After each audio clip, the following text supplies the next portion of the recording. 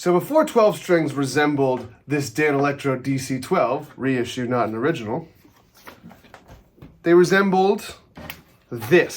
So it looks like the Beatles mostly played the Vox AC-30 with a 12 string. We don't have an AC-30, so we have this little Blues Junior. You know it, you love it. It's going to do the job just fine. You must play the melody on the octave strings.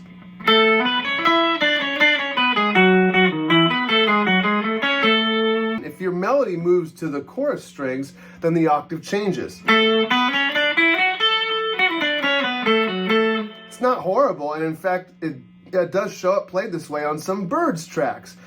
But if you really want to keep that 12-string effect going, try to keep it all on the octave strings. On the first Byrds record, engineer Ray Gerhardt didn't want a rock band ruining all his equipment, so he put McGuinn's 12-string direct into the board. The board, of course, would have had tube preamps that would have fattened the sound up more than your current digital board or computer interface would.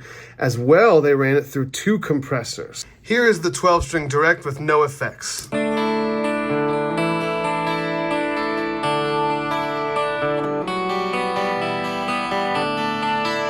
I did find that if you have an EQ with a pretty nicely rounded boosted mid and a little bit of high attenuation, you get a little closer right off the bat.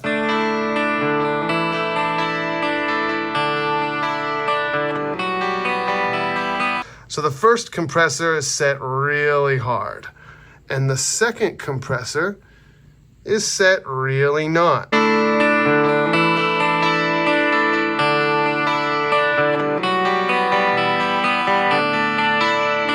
I also have a little bus over here to a reverb. When the Byrds and the Beatles recorded electric guitar, even 6-string, they would run the amps through compressors and dime them. So here's the riff, just on the blues.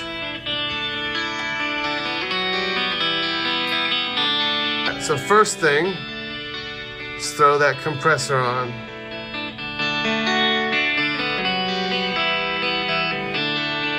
I'm actually going to throw the same EQ on as well. Woo!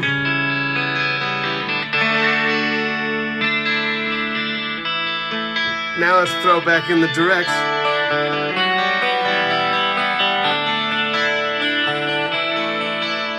Another of the innovations that McGuinn and Co. threw into the 12-string game was modal jazz.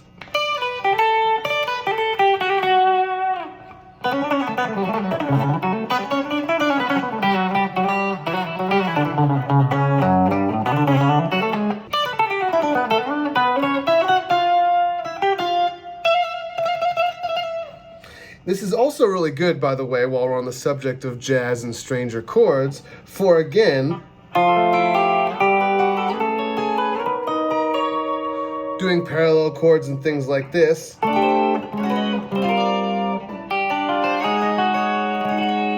These kind of sounds are usually done with octave pedals these days, but a 12-string can most certainly do it. Basically the complete opposite of what I've been talking about. A 12-string blasted through an amp, played just to bejesus.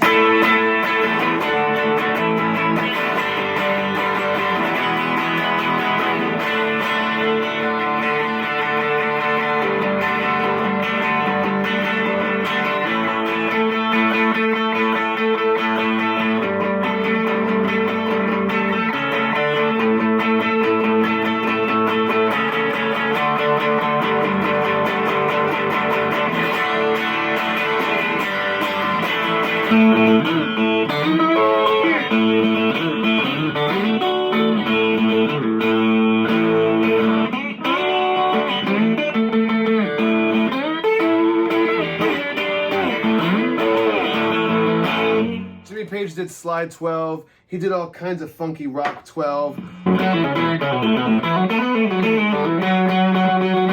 He'd been known to play whole songs live on the 12 he never did on the 6.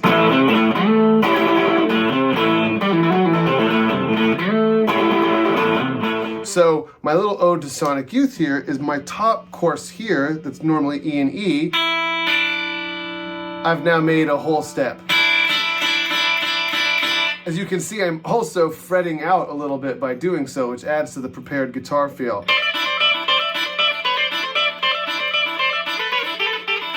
Pat Metheny would take both sets and tune them to a fifth. So again, this is with the non-octave strings. So my B string now has an F sharp.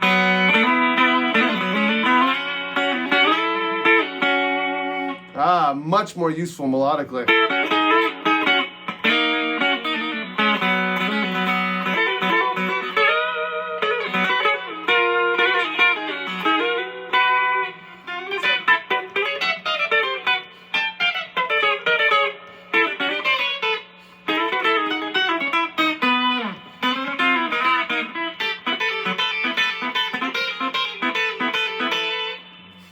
All right, that might be the least useful, but the most fun.